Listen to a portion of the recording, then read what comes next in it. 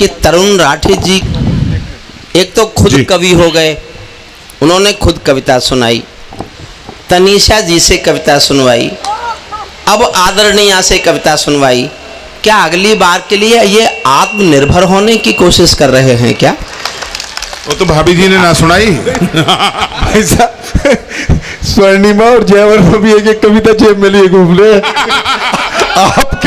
आपके डर स्वर्णिमा मेरी वाइफ और जयवर्मा ये दोनों कविताएं लिए जेब में घूम रहे हैं। इनकी हिम्मत नहीं हो रही आने की आपके सामने। आज एक बात सुन लो, आज एक बात सुन लो। हरियाणा में बहस हो रही थी कि भाई अगर मोदी जी प्रधानमंत्री नहीं बने तो कौन बनेगा। हाँ। तो किसी ने कहा भाई हो सके राहुल गांधी बन जाए, फिर किसी ने कहा हो सके ममता जी बन जाएं, किसी ने कहा हो सकता है मायावती जी बन जाएं, किसी ने कहा अखिलेश जी बन जाएं, किसी ने कहा शरद पवार जी बन जाएं, किसी ने कहा चंद्रबाबू नायडू बन जाएं।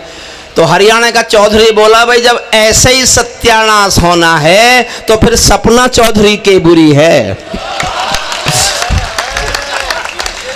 तो तरुण राठी जी अगर आपके कुछ लोग, आपकी पत्नी, आपके मित्र, आपके कुछ लोग और कविता लिए बैठे हैं तो आज उनकी भी हो ही जाए। मैं चाहूंगा अगर मिसेज राठी लिखती हैं तो अगर तरुण राठी जी के जन्मदिन पर उनकी पत्नी कविता नहीं पढ़ेगी तो किसी भी कवि के कविता पढ़ने का कोई अर्थ नहीं है। मैं चाहता हूं आए, आप आइए। चलिए कोई बात नहीं, यहाँ के हैप्पी बर्थडे टू कहते हो। अच्छा और कौन कौन लिए बैठे हैं? वो पब्लिक में ही कई लोग बैठे। चलिए जो एक तो ये लाइट बंद कीजिए। एक ये कुर्सी बेटा ये रोक दो, तो मुझे ये कुर्सी उठानी शुरू कर दी है। नहीं कोई नहीं कुर्सी उन्हें उठानी है जिनका काम।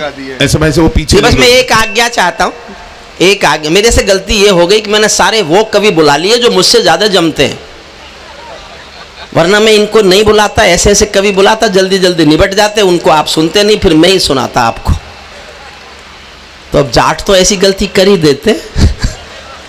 मैंने भी कर दी, सारे अच्छे अच्छे बुला लिए, इतने अच्छे बुला लिए, सारे इतने जमे। सुदीप भोला, हमारी कविता बिटिया, हासिम फिरोजाबादी, शंभू शिखर, सुनील जोगी, दिनेश रघुवंशी, सारे इतने जमे। ताली बजा बजा के आप थक गए, हंस हंस के आप थक गए, सुन सुन के आप थक गए। जानते हो मेरी हालत क्या होती है सबसे बाद में? आपने ठेले पर कोल्हू में गन्ने का रस निकलते देखा है? गन्ने को एक बार कोल्हू में डालते हैं, फिर उसी गन्ने को मोड़ के दोबारा कोल्हू में डालते हैं, और जब वो गन्ना बिल्कुल खुक्कस खोई हो जाता है तब मुझसे कहते हैं अब इसमें तू रस निकाल के दिखा। मैं नींबू फंसा के कोशिश करता हूँ जी। देखिए मैंने पहले भी आज्ञा मांगी थी, गढ़ कार्यक्रम किया था, मेरी कमर में थोड़ी प्रॉब्लम है, पिछले दिनों बीमार हुआ था। अभी डॉक्टरों ने कहा है कि कुछ दिन और खड़े होकर मत पढ़ो, मुझे बैठ के पढ़ने की अनुमति आप ताली बजा के दे दीजिए, फिर मैं 4 लाइन पढ़ता हूँ। कब तक देखेंगे हम रोज तिरंगे में लिपटी हुई लाशें? कब तक कोई माँ खोती रहेगी अपना बेटा? जब रोज तिरंगे में लिपट कर लाशें आएंगी तो कवि एक बात गाएगा।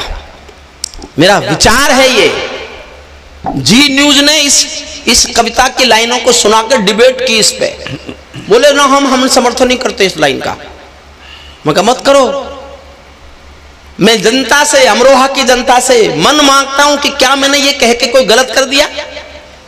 अगर कोई आदमी बहुत बीमार होता है, बहुत बीमार, बहुत दर्द में तड़फ रहा होता है, तो क्या वो उसके मुंह से ये नहीं निकलता हे भगवान या तो मुझे उठा ले या ठीक कर दे? निकलता है ना? मैंने उसी एहसास को गाया है। अगर वो एहसास ठीक है तो मैं भी ठीक हूं। आपका मन मांगता हूं कि मैंने गलती तो नहीं की। जी भाई साहब। भारत माता का बंटवारा है जिनकी अभिलाषा में, वे समझेंगे अर्जुन के गांडीव धर्म की भाषा में। फूल अमन के कभी नहीं खिलते कायर पर पार्टी में, नेहरू जी के श्वेत कबूतर मरे पड़े हैं घाटी में। अपने मन को बुद्ध करो या कुद्ध करो, कश्मीर को दान करो या गद्दारों से युद्ध करो। क्या बात? कश्मीर को दान करो या गद्दारों से युद्ध करो। जेल भरे क्यों बैठे हैं हम आदमखोर दरिंदों से, आजादी का दिल घायल है जिनके गोरख धंधों से। घाटी में आतंकवाद के कारक बने हुए हैं जो, बच्चों की मुस्कानों के संहारक बने हुए हैं जो, उन जहरीले नागों को भी दूध पिलाती है दिल्ली, मेहमानों जैसी बिरयानी चिकन खिलाती है दिल्ली। जिनके कारण पूरी घाटी जली दुल्हन सी लगती है। दिल्ली भी भाजपा की सरकार है, लखनऊ भी भाजपा की सरकार है, आपका भी भाजपा का सांसद है। मैं देश की जनता की ओर से एक सवाल पूछता हूं, और क्या हमको हक नहीं है कि हम ये पूछें? आपको लगता है हमारा हक है कि अपनी सरकार से, जिसको हम प्यार करते हैं, जो हमने जिसको वोट देके बनाया, उससे हम ये सवाल पूछें? और आपको लगे कि ये सवाल पूछने का हक कवि को भी है और आपको भी है, तो फिर बहुत आशीष भरी, आकाश भरी ताली सुनना चाहता हूं। जिनके कारण पूरी घाटी जली दुल्हन सी लगती है, पूनम वाली रात चांदनी चंद्र ग्रहण सी लगती है, जिनके कारण माँ की बिंदी दाग दिखाई देती है, वैष्णो देवी माँ के घर में आग दिखाई देती है, उनके पैरों बेड़ी जकड़े जाने में देरी क्यों है? उनके फन पर एड़ी रगड़े जाने में देरी क्यों है? उनके फन पर एड़ी रगड़े जाने में देरी क्यों है? कश्मीर में एक विदेशी देश दिखाई देता है। मैंने कानून पढ़ाया 39 साल, 32 साल मैंने संविधान पढ़ाया है, 32 साल। कोई नेता, कोई प्रवक्ता सीना तान कर चैनल्स पर एक बात क्यों नहीं कहता? वो कहते हैं नहीं मानते भारत का संविधान, थूकते हैं संविधान पर, जलाते हैं संविधान को, तिरंगे को जलाते हैं, तिरंगे को फाड़ते हैं, संविधान को मानते ही नहीं है। तो कहने की हिम्मत करो कि तुम संविधान को नहीं मानते, तो संविधान में ही है 370, फिर 370 भी खत्म। बहुत अच्छे। जब संविधान का कोई तुम्हारे लिए अर्थ नहीं है, बढ़िया बात, तो 370 तो संविधान में ही है। या तो संविधान को मानो तो 370 की बात उठाओ, और जब तुम संविधान को ही नहीं मानते, कोई नहीं कहता कि फिर 370 किस बात की। माफ करें मुझे, प्रसंग से अलग बोल रहा हूं। मैं 28 साल से कश्मीर पढ़ रहा हूं, 22 जिले कश्मीर में, केवल 3.5 जिलों में समस्या है। 18.5 जिलों के एक भी व्यक्ति ने आज तक अलगाववादी नारा नहीं लगाया, अलग देश नहीं मांगा, संविधान नहीं फूंका, तिरंगे झंडे को आग नहीं लगाई।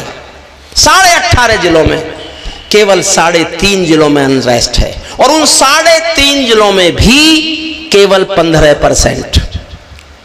मैं उन 15% की आइडेंटिफिकेशन भी बता सकता हूं, लेकिन मंच से बताना उचित नहीं है। कौन है वो लोग? अब ये समस्या केवल एक मजहब की अलग राष्ट्र मांगने की है, बाकी और कोई समस्या है ही नहीं। एक मुट्ठी भर लोग, और एक जर्नल मेरे साथ थे डिबेट में टेलीविजन पर, उसने कहा पवार साहब अपने ज्ञान ठीक कर लो, अब समस्या 3.5 जिलों में नहीं है, केवल 2 जिलों में। 1.5 जिला शांत कर दिया है हमने, 1.5 जिले में अब कोई आतंकवादी नारा नहीं लगता। केवल 2 जिलों के 15% लोगों की समस्या आप हल नहीं कर पाए, तो केवल एक ही वजह है कि आप हल करना नहीं चाहते, करना नहीं चाहते। कश्मीर में एक विदेशी देश दिखाई देता है, संविधान को ठुकराता परवेश दिखाई देता है। वे घाटी मेरा दर्द सुनना और मेरे दर्द में शामिल हो सको तो ऐसे ही शामिल होना जैसे मैंने शामिल होकर लिखी होगी। कश्मीर में एक विदेशी देश दिखाई देता है, संविधान को ठुकराता परवेश दिखाई देता है। वे घाटी में भारत के झंडों को रोज जलाते हैं, सेना पर हमला करते हैं, खूनी फाग मनाते हैं। हम दिल्ली की खामोशी पर शर्मिंदा रह जाते हैं। भारत मुर्दाबाद बोलकर वे जिंदा रह जाते हैं।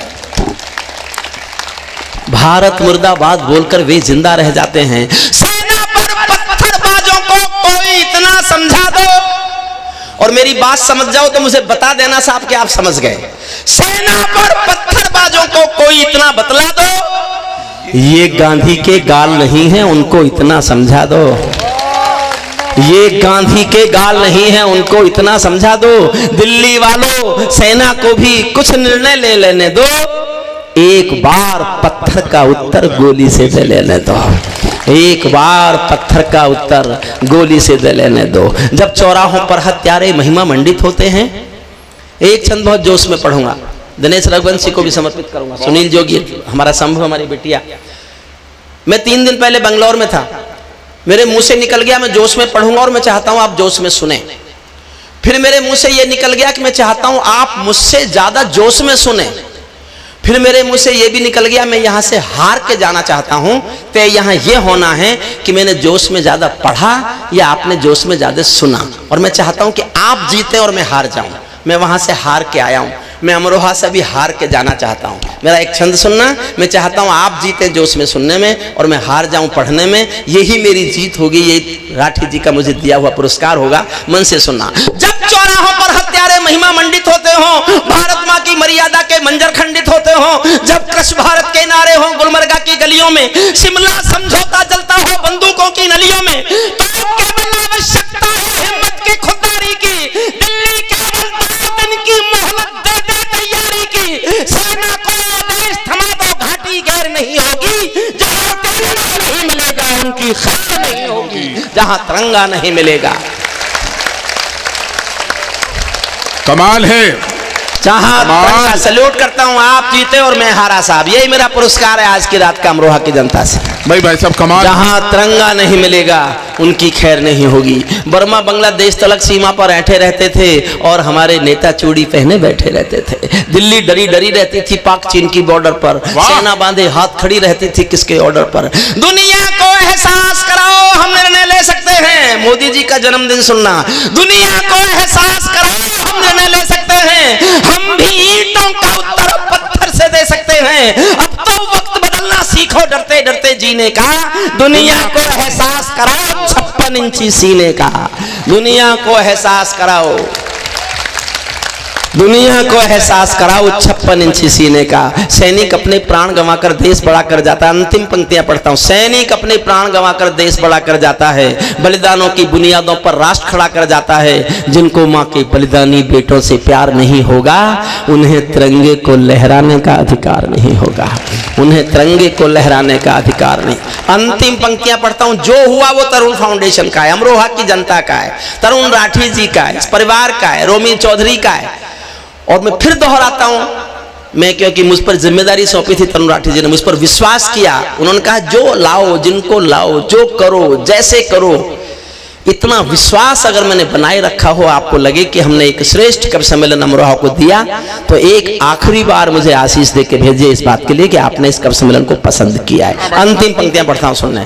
जब सिंहासन का राजा ही कायर दिखने लगता है तो पूरा मौसम हत्यारा डायर दिखने लगता है। सिंहासन के माने होते हैं सिंहों का आसन हो, कायरता से दूर अटल संकल्पों का अनुशासन हो। राजमहल के आचरणों की गंध हवा में जाती है, राजा कायर हो तो बिल्ली सिंहों को धमकाती है। अंतिम पंक्तियां सुनना। प्रणाम करता हूं, सारे सदन को प्रणाम करता हूं। राजा दब्बू हो तो बिल्ली सिंहों को धमकाती है।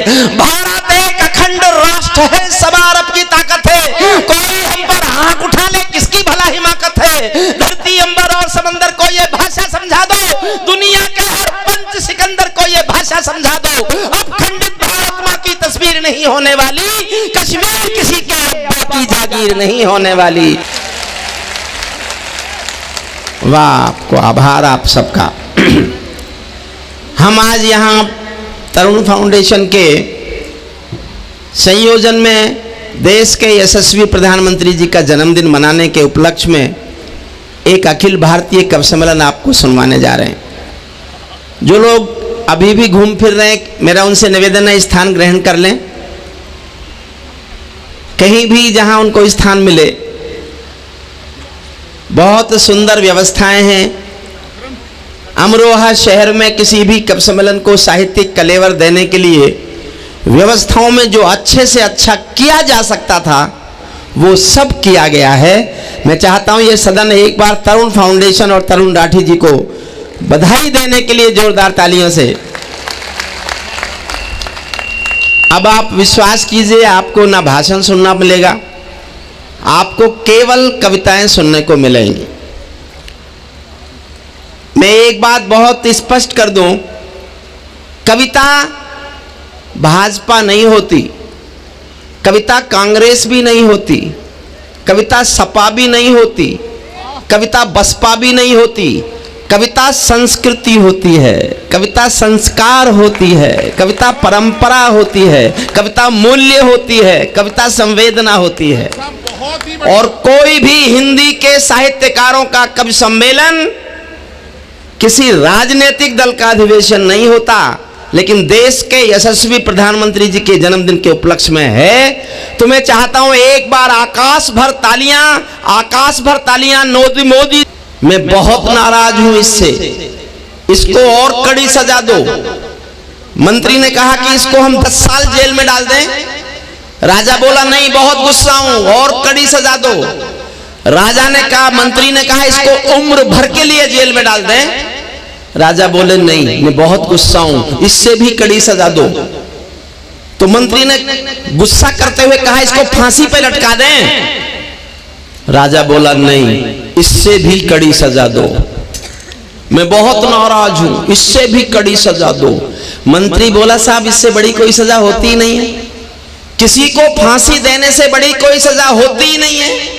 राजा ने कहा होती है, एक सजा फांसी से भी बड़ी होती है अमरोहा के दोस्तों।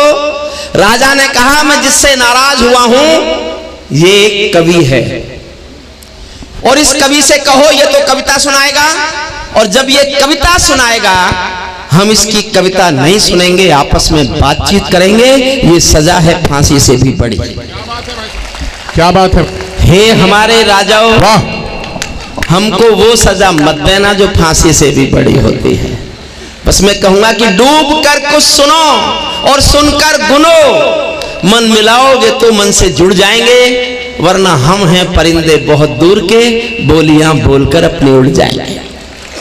आदरणीय पाठक साहब हमारे बीच हैं, मुख्य अतिथि नागर साहब हमारे बीच हैं, बालियान साहब, मलिक साहब, तरुण राठी जी, आदरणीय मुखर्जी जी, जो लोग समय से आ रहे हैं, मैं उनके सामने सर झुकाकर प्रणाम करता हूं, क्योंकि उन्होंने भारतीय परंपरा को बनाए रखने में सहयोग दिया है। कमाल भाई साहब, कमाल। ये भारत की परंपरा है कि समय पर मत जाओ, और ये सोची समझी रणनीति है भारत की। अमेरिका में वर्ल्ड ट्रेड टावर पर जब हमला हुआ, भारत के लोग मरे ही नहीं, क्योंकि टाइम पर वहां कोई था ही नहीं। मैं उस दिन समझा कि हम देर से जाते क्यों है किसी भी कार्यक्रम में। जो अभी अभी आ रहे हैं मैं उनको बता दूं, मैं अंतिम कवि हूं। अभी कुछ लोग यहां भी बैठेंगे। मैं प्रेस के भाइयों का स्वागत करता हूं, जो भी प्रेस के मीडिया के हमारे मित्र हैं, हम वो आए हैं, हम उनका बहुत बहुत स्वागत करते हैं। वो कहीं भी स्थान ग्रहण कर लें, सामने खड़े होंगे तो थोड़ा सा पीछे के बैठे लोगों को असुविधा होगी। जनता का फोटो भी हो चुके हैं, इसलिए जनता को कम से कम असुविधा हो, मैं निवेदन करना चाहता हूं। हमने कोशिश की है देश का वो हर कवि इस समय जो जिनके दिल में देश धड़कता है, वो हास्य में लिखे तो, गीत में लिखे तो, ओज में लिखे तो, जिनके दिल में केवल देश धड़कता है, जिनके सामाजिक सरोकार देश हैं, उन सब कवियों को तरुण राठी जी के निर्देश पर तरुण फाउंडेशन के इस महती आयोजन में बुलाया जाए। इसलिए जो अच्छा लगे वो तरुण फाउंडेशन का है, तरुण राठी जी का है। कवियों का निश्चय मैंने किया है, कहीं भी कोई भी कमी लगे उसका जिम्मेदार मुझे माना जाए, और मैं उसकी सजा भुगतने को तैयार। विजय पाठक जी को कोई ट्रेन पकड़नी है, मेरा उनसे निवेदन है कि उस ट्रेन को वो कल की पकड़े। ये हो सकता है वो जो आएगी आज वो कल वाली ही आया। हम चाहते हैं पूरा, हमारे मुख्य अतिथि हैं, पूरा कवि सम्मेलन सुन के जाएं। जब राजनीति के लोग किसी साहित्य के मंच पर आ जाते हैं तो हमारा गरिमा बढ़ती है, हमारा गौरव बढ़ता है, और हम उनसे कुछ कह सकते हैं, कुछ गिले कर सकते हैं, कुछ शिकवे कर सकते हैं। और पाठक जी, विधान परिषद में आपको कभी इतना कष्ट नहीं हुआ होगा जितना हम कष्ट आपको चाहें तो पहुंचा भी सकते हैं, लेकिन हम नहीं पहुंचाएंगे। आज हमारे अतिथि हैं आप, पुलिस अधिकारियों से, जो पुलिस के लोग हैं, मेरा उनसे निवेदन है आप भी कहीं बैठ जाएं, सारी व्यवस्था हमारे ऊपर छोड़ दें, कोई व्यवस्था आप मत बनाइए। जिस दिन कवि सम्मेलन की व्यवस्था पुलिस बनाने लगेगी, उस दिन कवि सम्मेलन समाप्त हो जाएंगे। कवि सम्मेलन संस्कृति की आवाज है, कवि सम्मेलन हमारी सभ्यता के शंखनाद हैं, हमारे मुशायरे, हमारी कविताएं। हम कोशिश करते हैं अपने देश को, मोदी जी ने स्वच्छता अभियान चलाया, हम भी कविता के माध्यम से देश के साहित्यिक प्रदूषण को मिटाने की कोशिश में कविताओं का पाठ करते हैं। एक रचना ये मेरे मन के भीतर से कहीं बहुत गहरे से आई है। मैंने बचपन में एक कहानी सुनी थी कि जब राम ने पुल बनाने का काम शुरू किया लंका पर चढ़ाई के लिए, तो राम पुल का काम चल रहा है। राम ने अचानक एक दिन बैठे बैठे देखा कि एक गिलहरी पेड़ से उतरती है, जाके सागर में भीगती है। सागर में भीगकर बाहर निकलकर अपना मिट्टी जितनी उसके बदन से लिपट सकती है, भीगे बदन से गिलहरी के, उसको जाके सागर में धोती है। फिर बाहर निकलती है, फिर रेता लपेटती है, फिर सागर में धोती है, फिर बाहर निकलती है, फिर रेता लपेटती है। राम ने पूछा, देवी क्या कर रही हो? गिलहरी ने कहा, आपको दिखाई नहीं देता? मैं आपके लिए पुल बना रही हूं। राम को आश्चर्य हुआ, पूछा, तुम्हारे मिट्टी के 10-20 कण जो तुम्हारे भीगे बदन से लिपट जाते हैं, उनको सागर में धो देने से मेरा पुल बन जाएगा? गिलहरी बोली, मत बनो, लेकिन इतिहास में लिखा जाएगा कि जब आपने कोई न्याय का काम शुरू किया था तो चाहे मिट्टी के 10-20 कण दिए हों, योगदान तो मैंने भी दिया था, मदद तो मैंने भी की।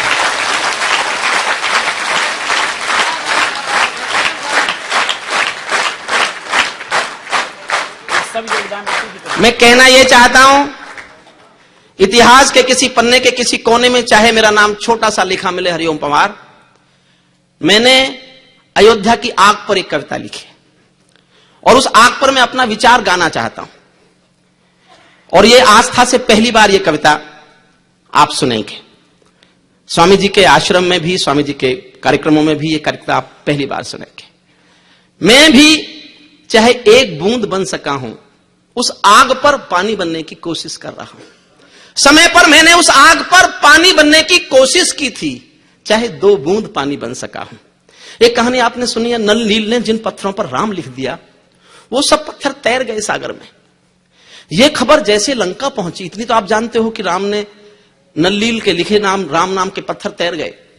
लेकिन शायद आपको यह पता नहीं है, यह खबर जब लंका पहुंची तो लंका की जनता ने रावण से कहा कि तुम भी पत्थर पे रावण लिख के तैरा के दिखाओ। डर गए लंका के रोकते, राम तो कोई मायावी राजा है, उसके नाम के पत्थर तैरते हैं, अपने राजा से तैरवा कर देखो लड़ सकता है कि नहीं लड़ सकता। एक विनोद भट्ट लेखक हैं गुजराती के, अहमदाबाद रहते हैं, उन्होंने कहानी लिखी कि रावण ने भी पत्थर पर रावण लिखा, समुद्र में छोड़ा, पत्थर तैर गया। जनता तो खुश कि डरने की आवश्यकता ही नहीं, अपना राजा भी कम नहीं है राम से। लेकिन राम जब घर पहुंचा तो जाकर रावण की पत्नी ने कहा, ये बताओ ये हुआ कैसे? मैं जानती हूं तुम बहुत विद्वान हो, 100 कला आती हैं, लेकिन तुम पानी पर पत्थर तैरा दो, ये विद्या तुमको नहीं आती, पत्थर तैरा कैसे? तो रावण की आंखों में आंसू आए, कहा किसी से बताना मत। मैंने पत्थर पे रावण लिखा, उसको सागर में छोड़ा और उसको धीरे से कह दिया, तुझे राम की कसम है जो डूबा।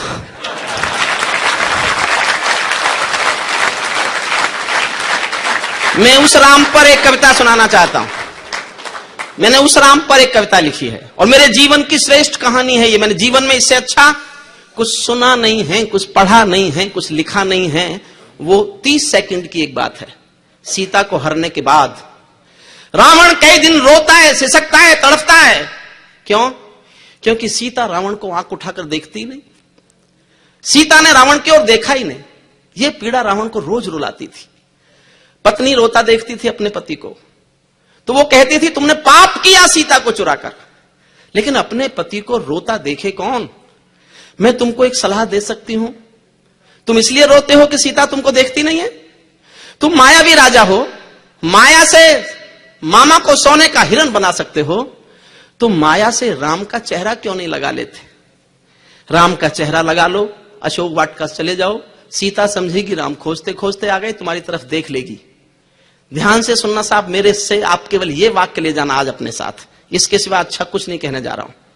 रोने लगा रावण, तड़प कर और रोया और रोते हुए कहा कि देवी, ये कोशिश तो मैंने सीता को चुराने के बाद न जाने कितनी बार की, लेकिन मैं जैसे ही राम का चेहरा लगाता हूं, मुझे हर पराई स्त्री में अपनी मां दिखाई देने लगती है। मेरी पीड़ा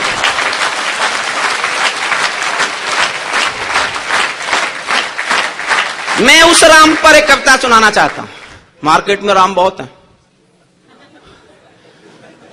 कुछ दिन पहले दिल्ली से बड़े नेता यूपी आए, मैंने कहा गुरुदेव कहां चले? बोले राम की खोज में।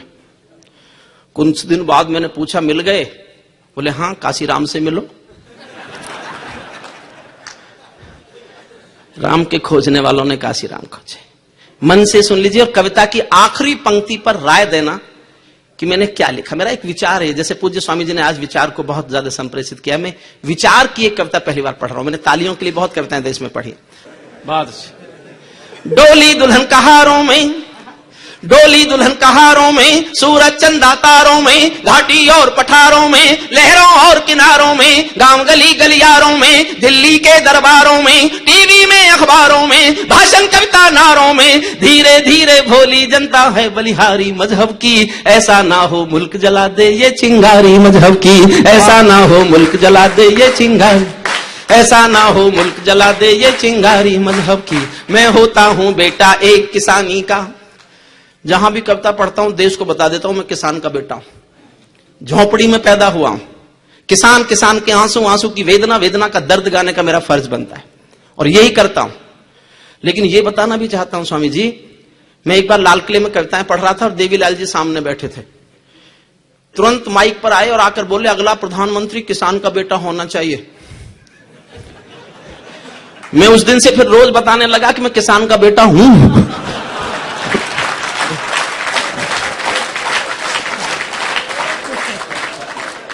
एक एक वाक्य चाहता हूं आप तक पहुंच जाए।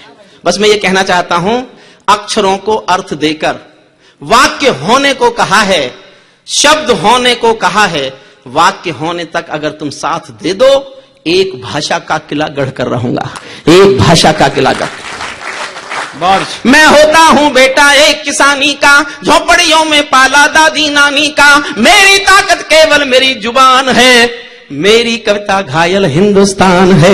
मेरी कविता घायल मेरी कविता घायल हिंदुस्तान है। मंदिर मस्जिद मुझको बहुत डराते हैं। मंदिर मस्जिद मुझको बहुत डराते हैं। ईद दिवाली भी डर डर करवाते हैं। पर मेरे कर में है प्याला हाला का। मैं वंशज हूं दिनकर और निराला का। मैं बोलूंगा चाकू और त्रिशूलों पर, बोलूंगा मंदिर मस्जिद की भूलों पर। मंदिर मस्जिद में झगड़ा हो अच्छा है, जितना है उससे तगड़ा हो अच्छा है, ताकि भोली जनता इनको जान ले। धर्म के ठेकेदारों को पहचान ले। धर्म के ठेकेदारों को पहचान, धर्म के ठेकेदारों को और ध्यान देना पंक्ति पर, धर्म के ठेकेदारों को पहचान ले। कहना है अरमानों का, बड़े बड़े दिनमानों का, मजहब के फरमानों का। स्वयं सवारों को खाती है गलत सवारी मजहब की। ऐसा ना हो मुल्क जला दे ये चिंगारी मजहब की। ऐसा ना हो मुल्क जला दे ये चिंगारी।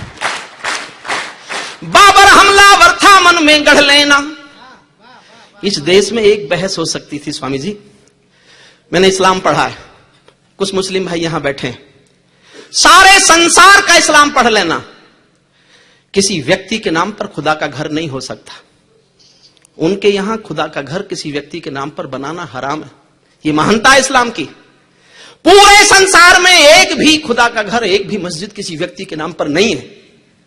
पूरे संसार में एक बहस कर सकते थे, जब पूरे संसार में एक भी नहीं है तो अयोध्या में एक कैसे? बाबर के नाम पर।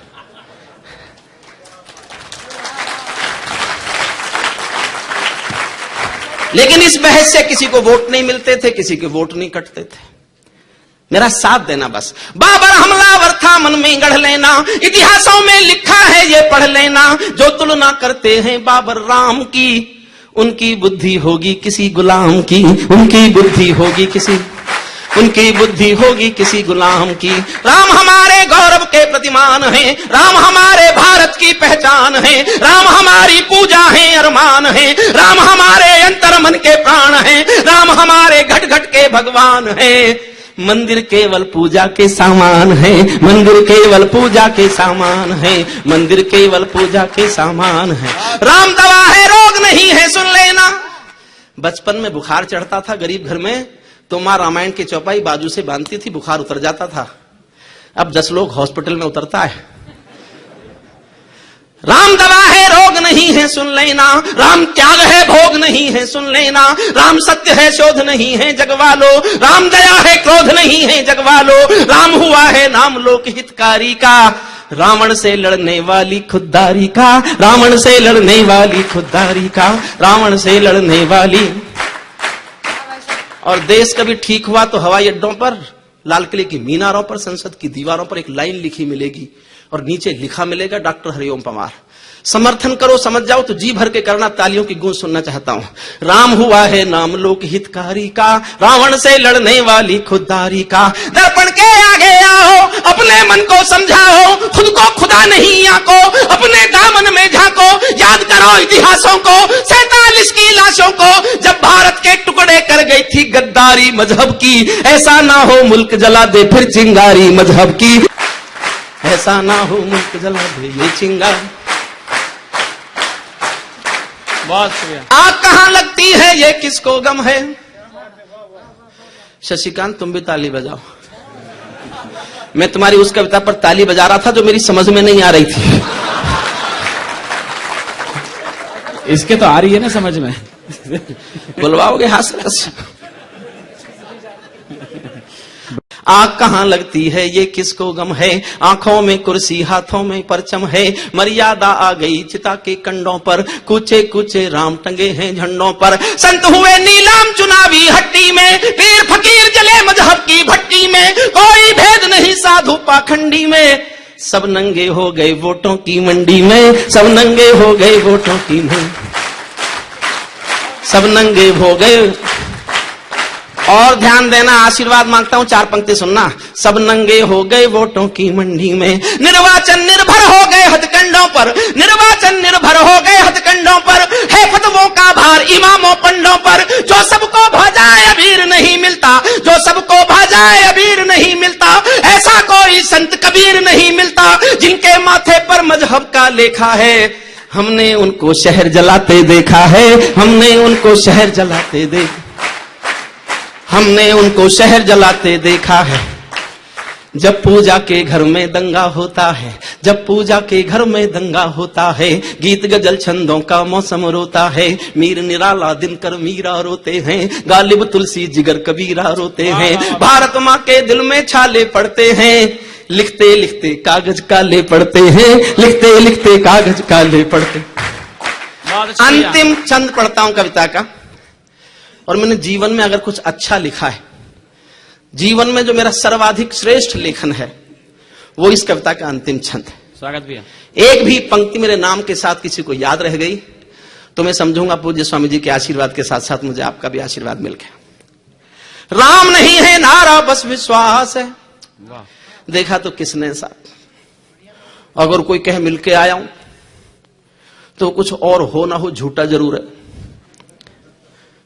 राम नहीं है नारा बस विश्वास है। और एक पंक्ति समझना, राम नहीं है नारा बस विश्वास है, भौतिकता की नहीं है दिल की प्यास है, भौतिकता की नहीं है दिल की प्यास है। राम नहीं मोहताज किसी के झंडों के, सन्यासी साधु संतों या पंडों के। राम नहीं मिलते ईंटों में गारा में, राम मिले निर्धन की आंसू धारा में। राम मिले हैं पंचवटी की छाओं में, राम मिलेंगे अंगद वाले पांव में। राम मिले हैं वचन निभाती आयु को, राम मिले हैं घायल पड़े जटायु को। राम मिलेंगे मर्यादा से जीने में, राम मिलेंगे हनुमान के सीने में, राम मिलेंगे हनुमान के सीने। राम मिलेंगे मर्यादा से जीने में, राम मिलेंगे हनुमान के सीने में। राम मिले हैं प्रण हेतु बनवासों में, राम मिले हैं केवट के विश्वासों में। राम मिले अनसुईया की मानवता को, राम मिले सीता जैसी पावनता को। राम मिले ममता की मां कौशल्या।